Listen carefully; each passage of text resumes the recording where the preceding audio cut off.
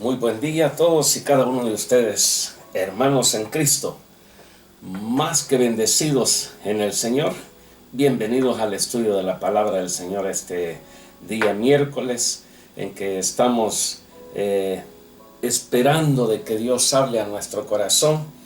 Miércoles ya 21 de este mes de mayo. Así es que bienvenidos y bueno, saludos también y un cariñoso abrazo en el nombre de Cristo Jesús nuestro Señor a los hermanos que están pasando por dificultades de salud, como el hermano Néstor, la hermana Juanita Sáenz, que fue intervenida hace un par de semanas atrás. Así que nuestros saludos de parte de mi esposa, de parte mía, y esperando y confiando en el Señor de que pronto les tendremos allí de vuelta en los servicios en la iglesia. Que Dios les bendiga grandemente.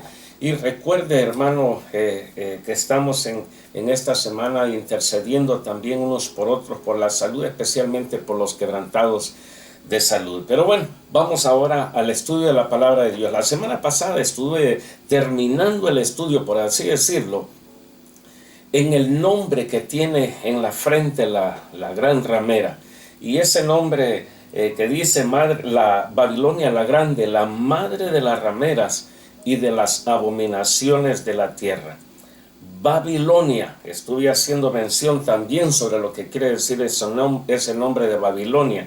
Y recordemos algo, el caso del padre Abraham. Él fue sacado directamente de Babilonia, de Ur de los Caldeos.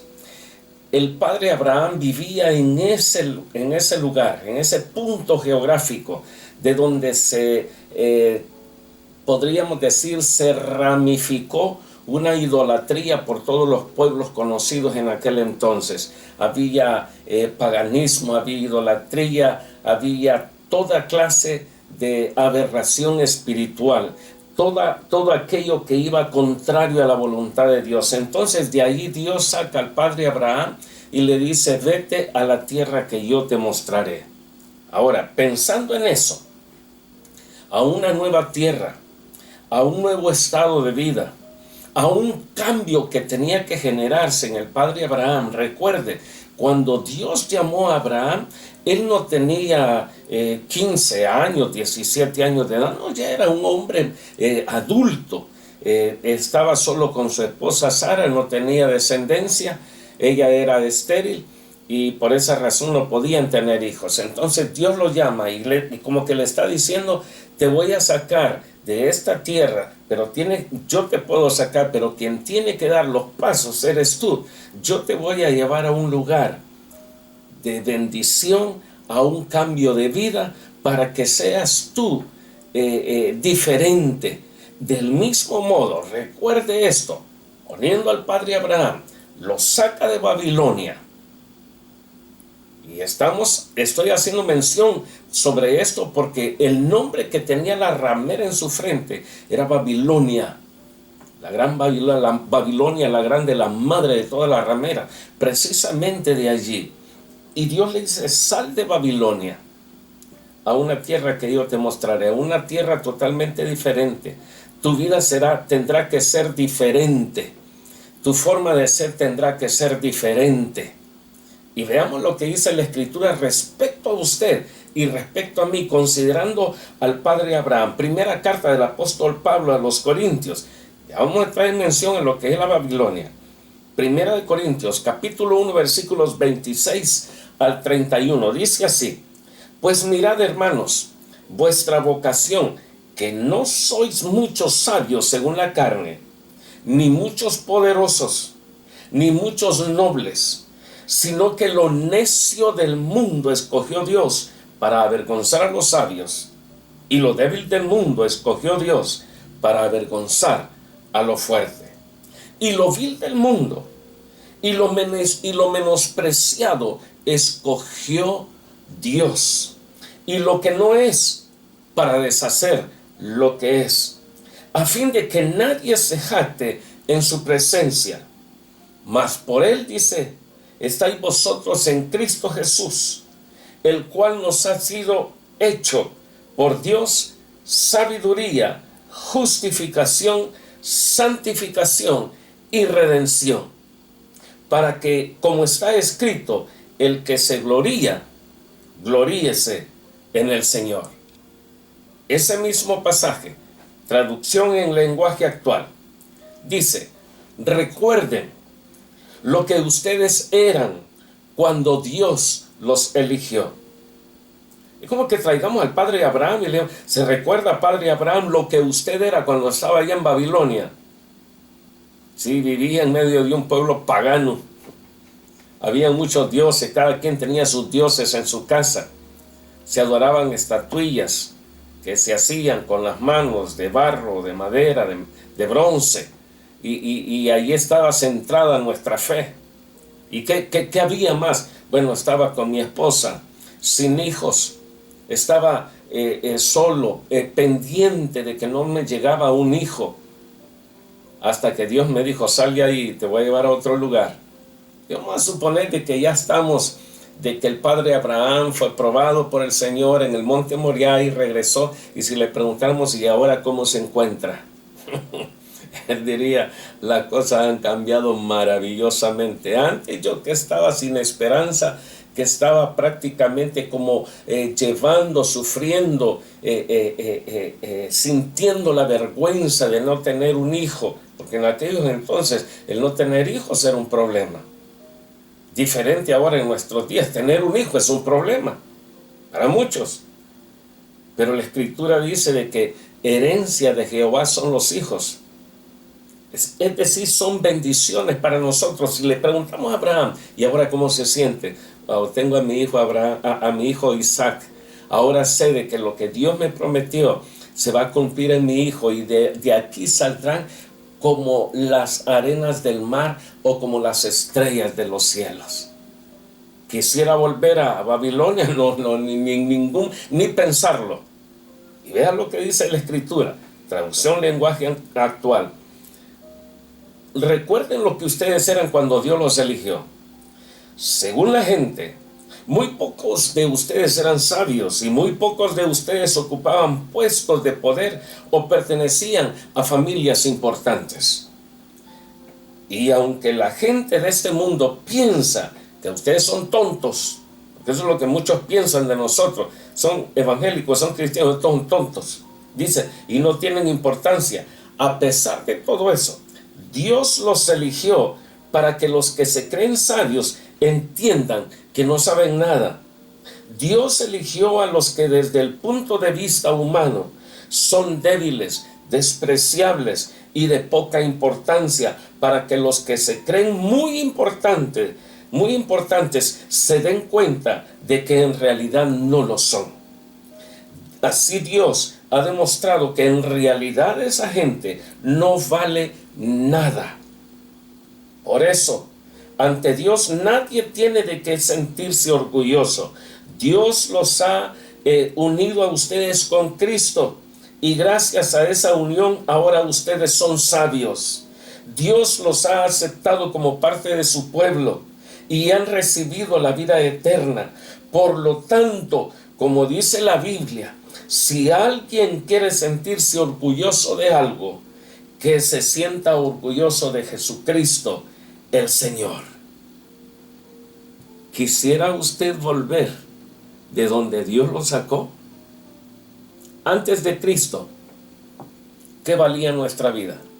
No estoy preguntando cuánto teníamos de dinero en el banco, estoy preguntando cuánto valía nuestra vida antes de venir a Cristo. Recuerde, nuestra vida está marcada por un antes de Cristo y después de Cristo. Así como la historia fue partida en dos, nuestra vida es partida en dos. Antes de Cristo no éramos nada. Antes de Cristo estábamos en la oscuridad. Antes de Cristo no había esperanza. Antes de Cristo había pecado en abundancia. Antes de Cristo no había una promesa de vida eterna. Antes de Cristo no había palabra. Antes de Cristo no había revelación para nosotros.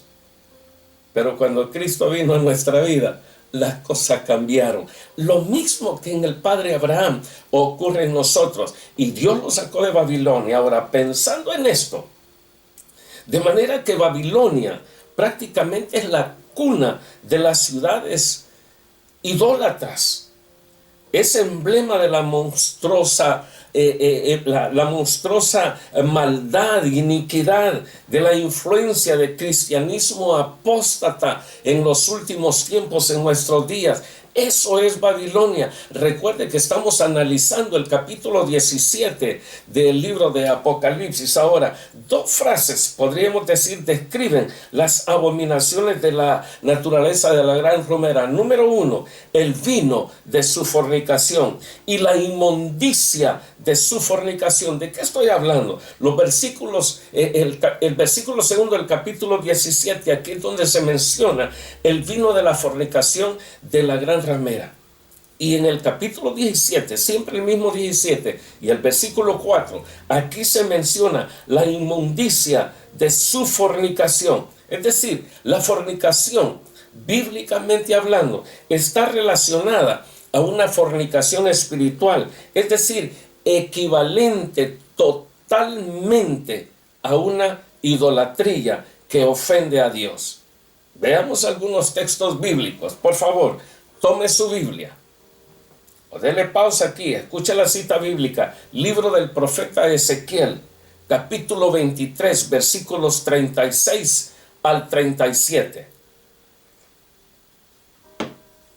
Y me dijo Jehová: hijo de hombre, ¿no juzgarás tú a Ahola y a Oliva y les denunciarás sus abominaciones? Sus abominaciones, es decir, algo abominable es algo que se desecha, es algo que no se soporta, algo que no se quiere ni siquiera se anhela ni se desea ver, algo que es puesto de un lado, algo sucio, algo insoportable. ¿Acaso no vas a denunciar tú, hijo de hombre, lo que ha hecho Ahola y a Oliva? Porque han adulterado, dice el Señor, y hay sangre en sus manos, y han fornicado con sus ídolos. Y era lo que hacían en Babilonia. Cada quien tenía sus ídolos en casa, tenía un altarcito chiquitito, alguna lucita. Y cuando estaban en apuros llegaban a ese altar a rezarle, a pedirle a sus ídolos, a sus figuritas que tenían. Han fornicado con sus ídolos y aún a sus hijos, escuche, y aún a sus hijos que habían dado a luz para mí, hicieron pasar por el fuego, quemándolos. Sí que cuando la idolatría embarga la mente y el corazón del ser humano, le hace hacer cosas abominables. Por eso el Señor ordenó y dijo: no pasarás a tus hijos por el fuego, porque eran costumbres en aquel entonces, decir, sacrificar a los hijos. He escuchado de casos, unos 30, 40 años atrás, de personas que ofrecieron sus hijos a Satanás con tal de que él les ayudara en esto o en lo otro. Jeremías capítulo 2, versículo 20. Estoy hablando de que lo que es prácticamente la fornicación o el adulterio está relacionado a la idolatría, al paganismo. Jeremías capítulo 2, versículo 20. Porque desde muy atrás rompiste tu yugo y tus ataduras y dijiste: no serviré. No serviré. Eso dijiste, dice el Señor.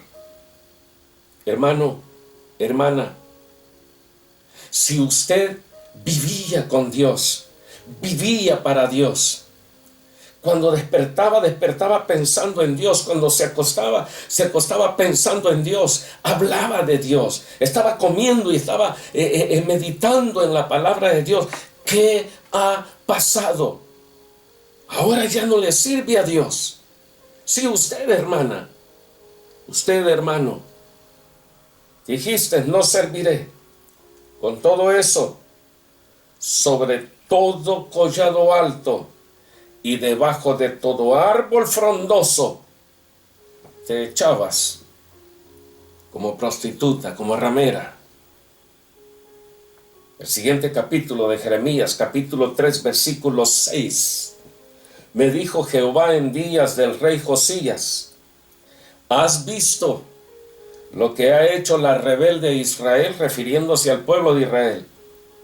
Ella se va, dice el Señor, sobre todo monte alto y debajo de todo árbol frondoso, y allí fornica.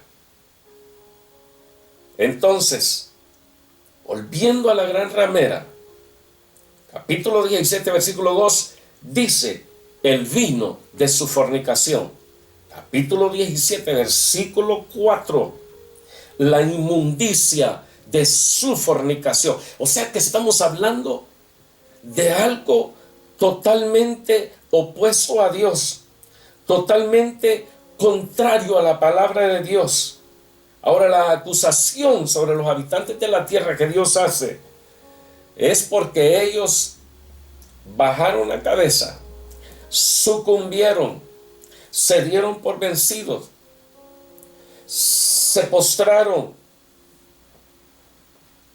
ante la brillantez seductora, ante la atracción sagaz de la gran ramera. Ahora se dice también de que los reyes y los pueblos también fueron atrapados por los encantos corruptos de la gran ramera, porque ella les permitió hacer muchas cosas. Y ahora todos los que hayan bebido de su copa, del vino de su fornicación, de las abominaciones de su fornicación, tendrán que recibir lo que les corresponde a ellos por desobedecer a Dios. Ahora Juan presenta a la mujer sentada, a esta misma ramera, la presenta sentada sobre una bestia vestida de escarlata, vestida de rojo escarlata, con una copa de oro en su mano, llena de abominaciones e inmundicias de su fornicación, lo que habla el versículo 4 del capítulo 17. Ahora, así ocurrió del mismo modo en la Babilonia antigua. Mientras todavía disfrutaba de toda clase de glorias que podían recibir allá en Babilonia, su ruina fue proclamada por el profeta Jeremías. Capítulo 51, versículo 7. Copa de oro fue Babilonia en la mano de Jehová, que embriagó a toda la tierra, y de su vino bebieron los pueblos. Se aturdieron, por tanto, todas las naciones. Ahora, pensando en la gran ramera, pensando en la madre de las rameras, es precisamente lo que va a estar haciendo. El versículo 3, donde mencionaba que esa copa está llena de abominaciones y de la inmundicia de su fornicación, es precisamente esto: la bestia vestida de color rojo escarlata. Ahora, estoy tratando de no saltarme algunos análisis que he hecho para que recibamos todo esto. Ahora, la última frase de la religión apóstata tendrá que estar caracterizada por la idolatría y por la corrupción. Idolatría es postrarse ante un ídolo, ante una imagen. Eso es lo que dice la Biblia. Cuando nosotros vamos al capítulo 20 del libro de Éxodo, es ahí donde el Señor da los 10 mandamientos, y en uno de ellos dice: no te inclinarás a imagen, nada, absolutamente no te harás imagen, no te inclinarás a ellas, nada de lo que esté en los cielos o debajo de los cielos, en la tierra, debajo de la tierra, en las aguas o debajo de las aguas. No te harás imagen. El problema de hacerse una imagen es que es muy fácil caer postrado ante ella. Y estoy hablando, no, yo eso nunca lo voy a hacer. Pensemos en el pueblo de Israel. ¿Acaso Dios no los sacó a ellos de Egipto? Y cuando andaban deambulando en el desierto, Les ocurrieron muchas cosas. Una de ellas fue que en el desierto surgieron serpientes. Ahí hay muchas cobras. Y cuando uno del pueblo de Israel era mordido por la serpiente, se moría. Y empezaron a caer uno tras otro, porque Dios era malo, que quería jugar con ellos, no, por la rebeldía de ellos. Entonces Dios lo que hizo fue decirle a Moisés, porque Moisés viene delante de Dios y le dice: Señor, ¿qué hago? Están muriendo demasiados a causa de las serpientes. Y el Señor le dijo algo: harás una serpiente, hazte una serpiente de bronce y levántala sobre un asta bien alto, para que todo aquel que sea mordido por una serpiente mire la serpiente de bronce que tú vas a hacer, y de esa forma el veneno será neutralizado y no morirá. Y surgió tal cual Dios lo dijo. Ahora, llegaron a la tierra prometida y sabe una cosa, se llevaron la serpiente de bronce. Así como se llevaron el arca del pacto y todos los utensilios y con todo lo que servían al Señor, se llevaron la serpiente.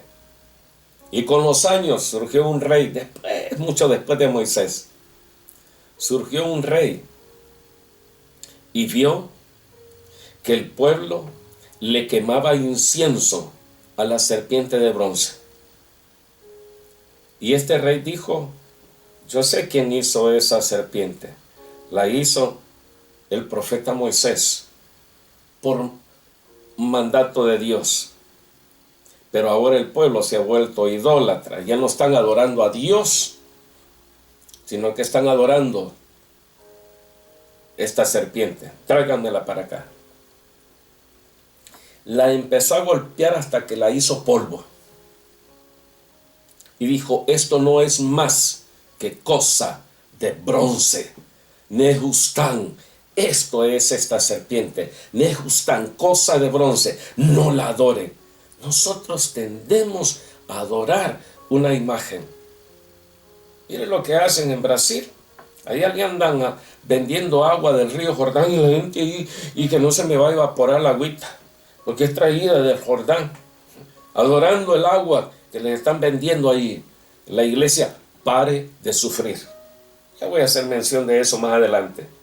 Ahora, dice de que está llena de nombres de blasfemia. Indica que todo el dominio de la bestia es corrupto, caracterizado también por una blasfemia abierta. Si usted se va a Apocalipsis capítulo 13, versículo 1 al 10, dice Juan: me paré sobre la arena del mar y vi subir del mar una bestia que tenía 7 cabezas y 10 cuernos, y en sus cuernos 10 diademas, y sobre sus cabezas un nombre blasfemo. Y la bestia que vi era semejante a un leopardo, y sus pies como de oso, y su boca como boca de león. Y el dragón le dio su poder y su trono, hablando sobre lo que es la bestia, el anticristo. Ahora, al final el Señor dice que esta bestia, versículo 7, capítulo 13 de Apocalipsis, y se le permitió hacer guerra. No voy a leer todo por cuestión de tiempo, pero usted tiene su Biblia. Quiero hacer mención de estos últimos versículos. Se le permitió hacer guerra contra los santos y vencerlos.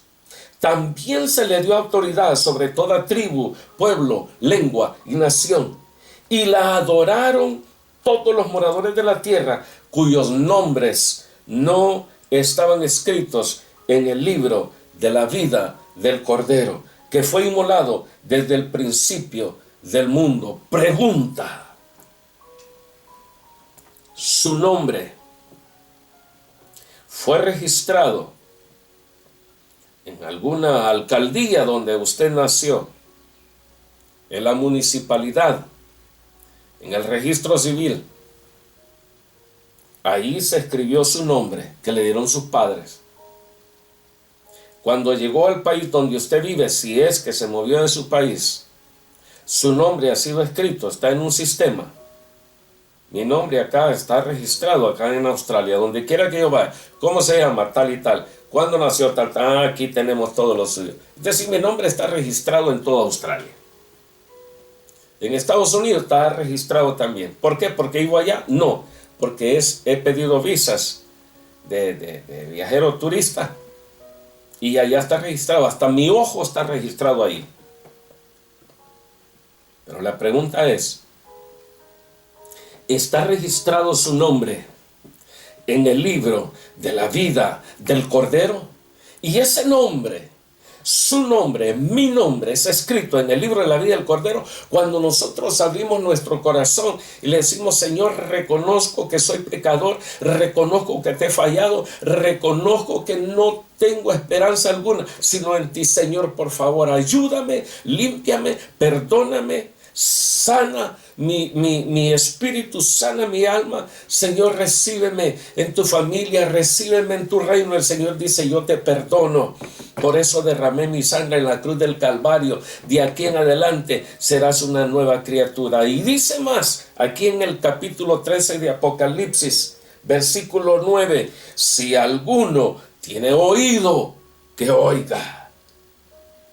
Si usted está escuchando esta palabra, si usted está viendo esta palabra y se ha desviado del camino o nunca rendió su vida a Cristo y su nombre no está escrito en el libro de la vida del Cordero, este es el momento de que doble su rodilla y le pida perdón al Señor. Si se ha alejado, decirle: Señor, perdóname, quiero volver a tus caminos, quiero volver a la senda antigua, quiero vivir, Señor, para ti. Ahora también aquí se nos dice que en las 7 cabezas se nos da la idea de poder directamente administrativo. Es decir, hay 7 cabezas que gobiernan y por medio de ellas podríamos decir que son sistemas efectivos de gobierno. Se habla también de los 10 cuernos, lo que hemos leído recientemente. Representan personajes reales quienes reinan con autoridad, con poder, con el poder real que la bestia les ha dado. Es decir, el cuerno pequeño que mencionó el profeta Daniel en el capítulo 7, versículo 8. Léalo, por favor. Y el versículo 20 también de Daniel 7, allí habla sobre el cuerno pequeño. Ahora, esta bestia que se menciona aquí, de color rojo escarlata, se identifica directamente con la 4ª bestia de Daniel. Y leo los versículos 23 y 24 del capítulo 7. Dijo así: la 4ª bestia será un 4.º reino en la tierra, el cual será diferente de todos los otros reinos, y a toda la tierra devorará, trillará y despedazará. Y los 10 cuernos significan, ojo, significan que de aquel reino se levantarán 10 reyes. Por eso dije anteriormente, 10 cabezas, 10 reyes, 10 gobiernos. Y tras ellos se levantará otro, el cual será diferente de los primeros, y a 3 de esos mismos reyes derribará. Ahora, para poder ver a esa mujer montada, jineteando a la bestia, Juan nos dice, esto es precioso, Juan nos dice que el ángel lo tuvo que transportar al desierto. Esto es, a un lugar de soledad y desolación. ¿Qué era, si nos preguntamos, qué era lo que Juan quería decir con el término desierto? Me llevó al desierto. ¿Y qué hay en el desierto? Arena, calor intenso en el día, frío terrible en la noche. Los rayos del sol pegan con toda su fuerza. Hay desolación. Si no se toma agua, la persona muere. La fauna en el desierto, escorpiones, arañas, serpientes. Prácticamente es una desolación, un lugar solo. Ahora, el esplendor de esa gran ramera y de la bestia cautivan el corazón de toda la gente que no han visto que sus nombres son escritos en el libro de la vida del Cordero. Ahora, ojo, el remanente fiel se mantiene, sus nombres ya están escritos, entonces ellos están seguros. Pero ahora, ¿qué es lo que pasa? ¿Por qué el desierto? Porque ahí donde está la gran ramera, ahí donde está, o donde estará mejor dicho, la bestia, el anticristo, es un desierto, porque ahí no hay nada. Dios no está ahí con ellos. Por más que digan Dios está con nosotros, son mentiras. Dios no está ahí. Voy a hacer mención de algo. Capaz a alguno le va a molestar. Pero ¿ha escuchado usted sobre la triple corona del Papa o la tiara papal? Es triple, porque se dice que quiere decir Padre de Reyes, Gobernador del mundo y Vicario de Cristo. Esto es lo que se dice del Papa en esa tiara o en esa triple corona papal. Ahora, según el diccionario de la Real Academia de nuestra lengua española, la palabra vicario lo traduce así, o lo da a conocer así. Escuchen: vicario, que tiene las veces, poder y facultades de otra persona o la sustituye. Es similar también, esto es lo que dice la Academia de la Lengua Española, similar a representante, sustituto o suplente. O sea que cuando llaman al Papa de Roma el vicario de Cristo, están diciendo que él tiene todas las veces, él tiene todo el poder y él tiene toda la facultad de Cristo. Él es el representante de Dios en la tierra, se le llama. O sea que él le consideran el sustituto de Cristo, porque Cristo ya no está en la tierra, ¿verdad? Según ellos, entonces está el Papa. Él es el suplente. Como el Señor ya se fue, entonces lo ha venido a suplentar el Papa. Totalmente contrario a las Escrituras. Porque el Señor cuando se iba dijo: yo me voy, pero rogaré al Padre y os enviará otro consolador, es decir, el Espíritu Santo de Dios. Y este convencerá al mundo de pecado, de justicia y de juicio. Segunda definición de la Real Academia Española respecto a la palabra vicario: persona que en las órdenes regulares tiene las veces y la autoridad de alguno de los superiores mayores. O sea, el Papa tiene todas las veces y tiene toda la autoridad de Dios Todopoderoso. En caso de ausencia, dice la Academia Española, en caso de falta o en caso de indisposición, eso es un vicario. Ahora preguntémonos, ¿será que un hombre puede ser el vicario de Cristo? Yo le digo no, y 1000 veces no. Además, esta triple corona papal representaba el poder espiritual, temporal y poder universal del Papa en toda la tierra. Algunos llegaron a interpretar los 3 niveles como pastor universal, jurisdicción eclesiástica universal y poder temporal.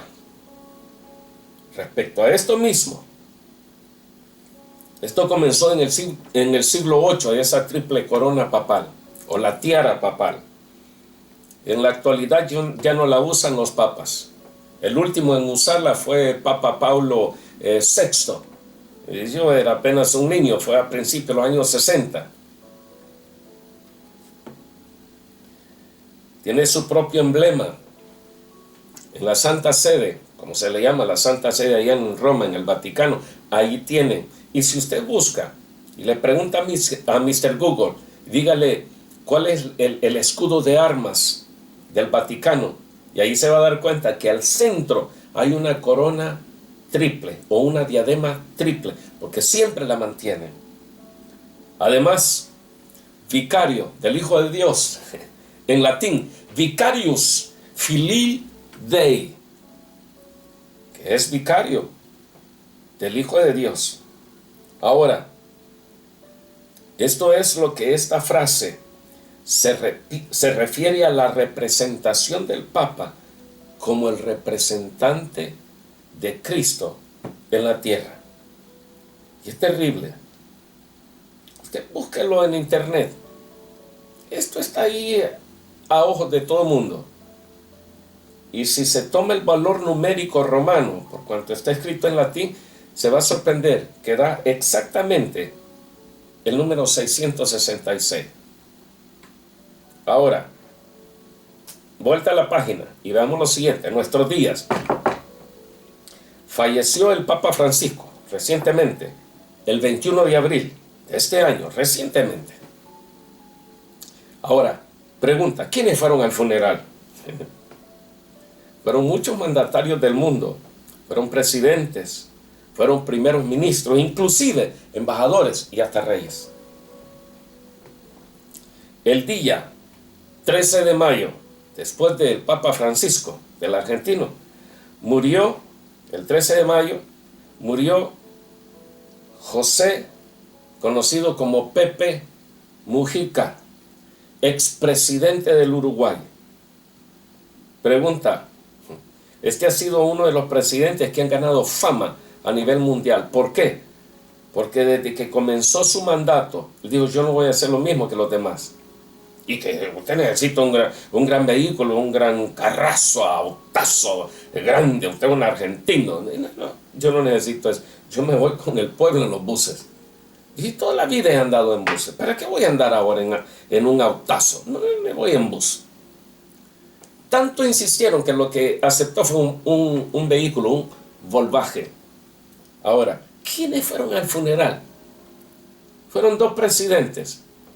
Presidente de Brasil y presidente de Chile. Ahora, expresidente de Uruguay, como allí viven, claro, murió Pepe Mujica, vamos al funeral. Miles de uruguayos llegaron porque dijeron, se nos ha ido alguien de gran valor. Y si usted busca en internet cómo vivía Pepe Mujica, se va a sorprender. De una forma simple, sin lujos, muchos libros sí, porque era un hombre muy inteligente. Y llegaron también unos cantantes famosos. Ahora, yo me pregunto, si este hombre ha sido de gran influencia, dejó muchas frases muy propias de él, ¿por qué no fueron los presidentes de Europa, de Asia, de África? Todos los presidentes del continente americano. ¿Por qué no fue nuestro primer ministro? ¿Por qué no fueron reyes? Fue Pepe Mujica. ¿Será de que hay una gran influencia? Ahora tenemos a la vista de todo el mundo de que ha surgido o han elegido un nuevo papa. Ya casi con esto voy concluyendo hoy día, porque el tiempo nos vuela. Usted se ha puesto a pensar lo que vale, lo que cuesta el atuendo del papa. El sumo pontífice usa una sotana blanca hecha a la medida. Antes que lo eligieran, habían 3 sotanas. Dijeron una pequeña, una mediana y una grande, porque hay de todas las tallas aquí.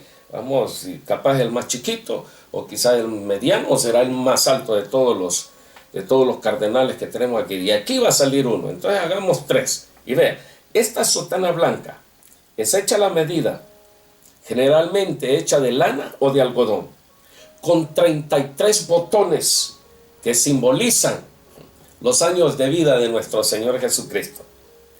La faja de seda se le llama faja moaré, blanca, con flecos dorados. Esta la lleva sobre la sotana, justo por encima de la cintura. Y su precio, ojo, la sotana blanca esa vale 600 euros. Esa faja que se pone encima de la sotana, 400 euros, ya llevamos 1000 euros. Tiene también algo que se llama roquete de lino. Es una prenda hasta la rodilla que se lleva sobre la sotana. El costo estimado es de 300 euros. Una museta roja. Es una pequeña capa que cae sobre los hombres, un pequeño abriguito ahí. Cae sobre los hombros. Simboliza la autoridad del Papa. Su precio puede alcanzar 1.200 euros, si es que está confeccionada de piel de armiño. Tiene una cruz sobre su pecho, le llaman la cruz pectoral. La lleva sobre la museta a la altura del pecho, y el costo aproximado 1.500 euros. Hay otra cosa que lleva encima, solideo blanco. Es la pequeña pieza redonda que le cubre la coronilla, similar a la que usan los judíos, y su precio es de 80 euros. Tiene una estola roja, una cinta que se pone por detrás en la nuca, en el cuello, hacia adelante. La lleva sobre los hombros y representa la consagración sacerdotal del Papa. Su costo aproximadamente 2.500 euros. El anillo del pescador que le dieron hace poco es el símbolo de su autoridad como sucesor del apóstol Pedro. Según ellos, cuesta aproximadamente 3.000 euros. Si sumamos todo eso, estamos hablando entre 7.000 a 8.000 euros. Es la ropa del Papa, el atuendo del Papa. Dólares australianos, para que nos hagamos bien la idea, estamos hablando de 12.195 dólares o 13.937 dólares, lo que se pone solamente encima. Aparte, quiero mencionar algo, todavía tengo unos minutos. Existe en el mundo un ejército, hay muchos ejércitos, por cierto, pero existe uno, el ejército más pequeño del mundo, conformado por 135 soldados solamente. Ese es el ejército más pequeño que existe. Y son de nacionalidad suiza. Y de Suiza, del ejército suizo, los mandan al Vaticano. Tienen sus requisitos, tienen que ser fieles católicos, que hayan sido bautizados, confirmados, que vayan a misa y muchas cosas más. Pero tienen que ser soldados equipados, adiestrados, con estrategias técnicas militares, defensa personal, y esta agrupación de soldados es lo que conforma la guardia papal.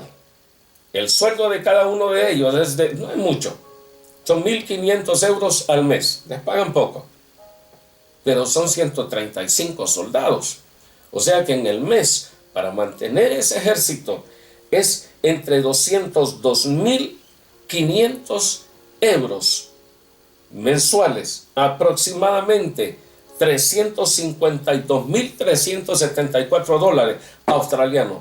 Eso sin contar la acomodación, sin contar la comida, sin contar seguro de vida, sin contar el armamento, sin contar la ropa, porque esos son los soldados que andan con un casco y como que son del tiempo del Renacimiento, de los medievales. Ahora, usted hoy día la agarró con los católicos. Démosle vuelta y vayamos ahora al mundo cristiano evangélico.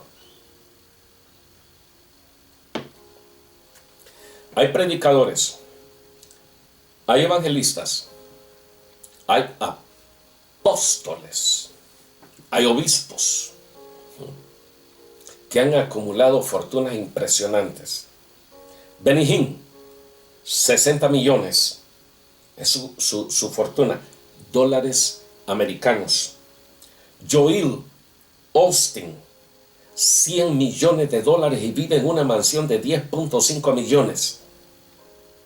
Guillermo Maldonado, hondureño, y en Honduras hay muchos niños que no comen y sus padres tienen que hacer maravillas para llevarles un pedazo de pan a esos niños a la boca. Mientras este hondureño ha llegado a acumular 120 millones de dólares y tiene varios jets privados, porque él no podía andar en un avión comercial.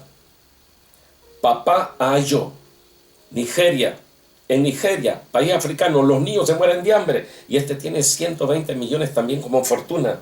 El pastor Bushiris de Sudáfrica, 150 millones, niños de raza negra muriéndose de hambre.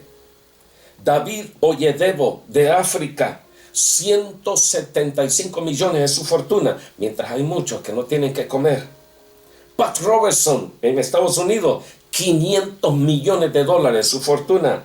Kenneth Copeland, 760 millones de dólares. Una periodista se atrevió a preguntarle cuando subía a un auto: pastor, solamente quería preguntarle, ¿es cierto que usted no se puede subir a un avión comercial, sino que tiene que andar en la flota de jet privados que usted tiene? Este hombre se volteó y le dijo: no se vuelva a atrever a decirme eso.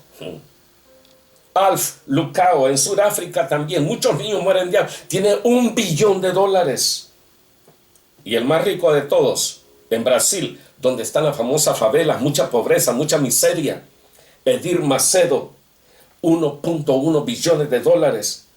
Por otra parte, en el Evangelio según San Mateo capítulo 8 versículo 20 dice: Jesús les dijo, ¿me quieren seguir, muchachos? Muy bien, eso sí, las zorras tienen guaridas y las aves del cielo nidos, mas el Hijo del Hombre no tiene dónde recostar su cabeza. ¡Qué gran diferencia a Roma! ¡Qué gran diferencia a estos cristianos predicadores que lo único que les interesa es hacer fortuna!